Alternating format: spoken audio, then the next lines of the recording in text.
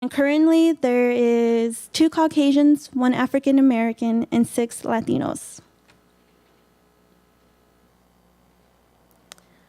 My methods, or how I gathered my research at Felton Juvenile Hall, I did a participant observation model, held interviews with the deputy officer and a probation officer, and had interviews with current incarcerated youth.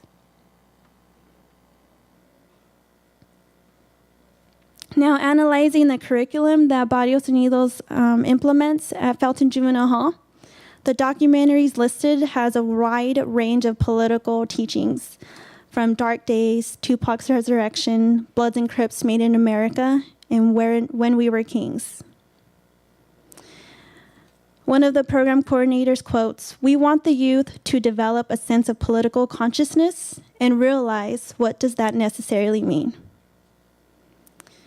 Next point, that they invite guest speakers from various professions to familiarize the youth with people of color in politics, education, and community organizations in order to create a sense of confidence. And cultural teachings, they learn how to make prayer bags and prayers a way for the youth to use their hands, create projects, and be more involved in their culture. A quote from one of the representatives from Barrios Unidos: "We try to get the youth to learn about their family's history. We try to make the youth realize that they shouldn't respond with what block, with what gang or town they represent when they're asked, 'Hey, where are you from?'"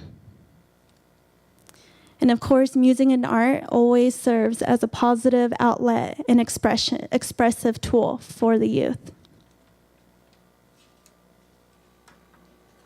So overall, the impact of Barrios Unidos and Felton Juvenile Hall, because they collaborate on a lot of these aspects, they have decreased the incarceration and decreased the recidivism rates. They've increased the involvement in culture, community, politics, and they improve the cooperation and the relationship with the juvenile and probation staff and juvenile staff. And they've increased motivation to attend college.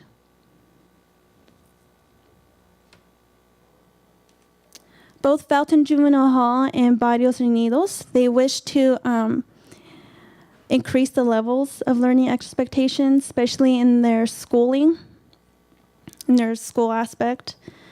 They would really want to increase the number of post-release programs, because the lack of funding, of course, after their release, where do they go, what's out there for them to get connected with, and increase job opportunities. And most importantly, they would like to generate some long-term data, would like to track where are they now after their release. Are they in school?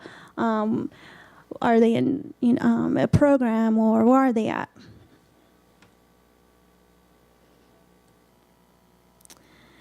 And some discussion and for further thoughts or implications, I strongly believe additional programming is necessary and relevant for juvenile facilities to have in order to reduce recidivism and incarceration, of course.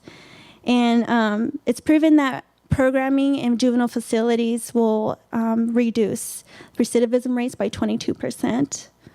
And of course, it costs less to have programs than to house youth in juvenile facilities.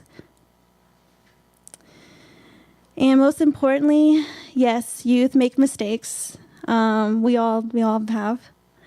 But that's no real reason to forget about the youth, just lock them up and throw them away. They have a right to their education and to their access to rehabilitative programs. And I am currently in, where's Daniel? Is Daniel here? Oh, he left. Okay. Me and Daniel are currently working on a peer mentorship program to implement in Felton Juvenile Hall and local alternative education programs in Santa Cruz County. And it's going to hopefully be called College Camp. We're playing around with the title. But that's not the important part. We hope to inspire the youth to get connected to college. We're planning to, we're designing the curriculum from readings to how to look for colleges, how to start the application, what's financial aid, where to look for scholarships, and really get the word out that college is for everyone with or without money. And with that said, thank you for being here on a Friday, and thank you for all the support.